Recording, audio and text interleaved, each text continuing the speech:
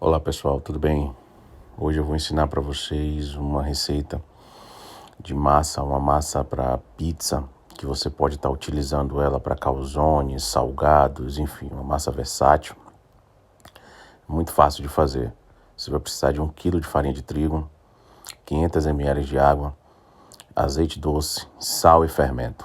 Reserve um recipiente com aproximadamente 800 gramas de farinha de trigo. Coloque 250 ml de água já com fermento, misturar 10 gramas de fermento biológico seco ou fresco.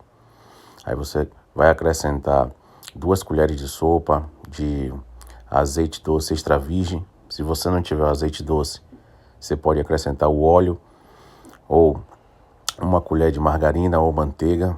Mas caso você queira fazer essa massa hoje e não tenha nenhum desses itens que eu falei a respeito do óleo, do azeite extra virgem, da margarina ou a manteiga, você pode estar utilizando só a água, o fermento, o sal e a farinha.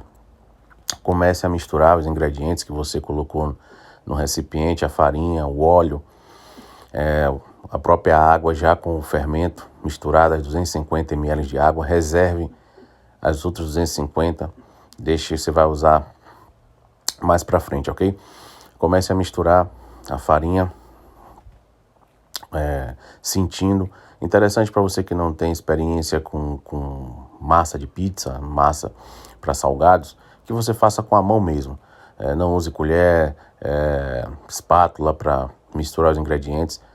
Você vai misturando com a mão, acrescente as outras 250 ml de água que estava reservado junto com o fermento. Continue misturando o processo, fazendo com que você sinta ali a textura, né, da farinha, do fermento, todos os ingredientes que você está misturando para incorporar e virar a massa que você deseja. É importante que você vá ali misturando e sentindo. Isso para quem não tem experiência, né? Gravando, pensando alguém que queira fazer uma massa de pizza que nunca fez, talvez fique assustado com a textura, mas continue ali no processo misturando os ingredientes que você vai chegar no objetivo que você deseja, ok? Aí, quando você estiver misturando os ingredientes, obviamente a massa vai grudar na sua mão, isso é normal, né? Você continue. O ponto da massa é quando ela não estiver mais grudando na sua mão. Então, você vai deixar ali 200 gramas aproximadamente de farinha reservado, que durante o processo que você vai batendo a massa, você vai adicionando a farinha.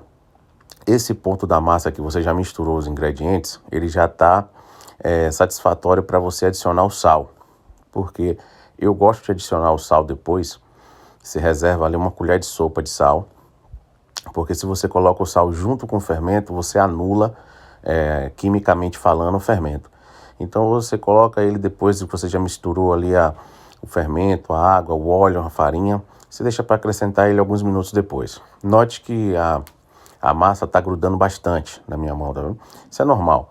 Durante o processo que você for batendo, você vai acrescentando mais farinha, aquela farinha que você deixou reservada, aquelas 200 gramas. Durante todo o processo da massa, você vai acrescentando. Isso vai variar de acordo com a marca da farinha que você utilize.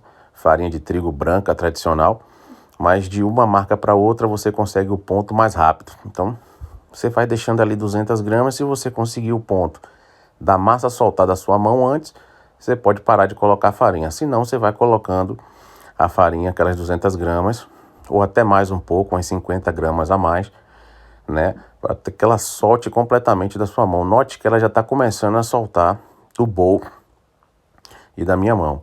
Esse ponto já é um ponto interessante para você colocar ela num tabuleiro, numa mesa, num balcão e começar a sovar, começar a trabalhar por uns 5 a 10 minutos. É suficiente ali para você obter o ponto desejado da pasta, ok?